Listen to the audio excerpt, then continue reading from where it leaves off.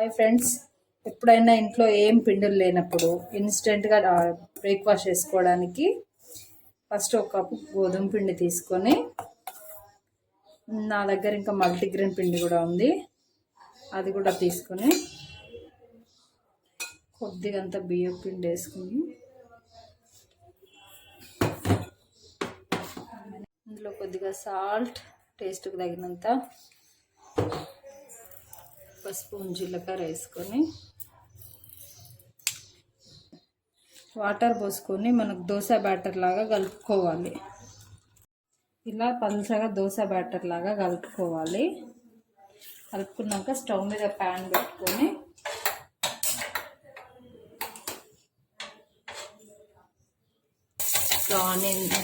Oil రాసుకొని next dosa నార్మల్గా మనం దోశలు వేసుకున్నట్టే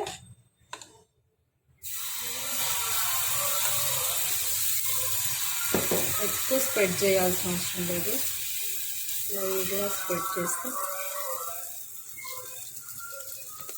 5 minutesలో మన బ్రేక్ఫాస్ట్ రెడీ.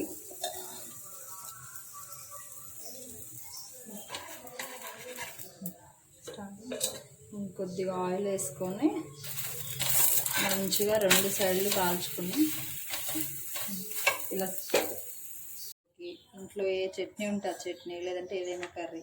నా దగ్గర అయితే కొబ్బరి కారం ఉంది, దీని రెసిపీ తర్వాత చెప్తాను, తర్వాత పెడతాను. దీంతో తింటే ఇన్స్టెంట్ బ్రేక్ఫాస్ట్ వితిన్ 5 minutesలో అయిపోతుంది. Thank you. Please subscribe and please like and share, comment.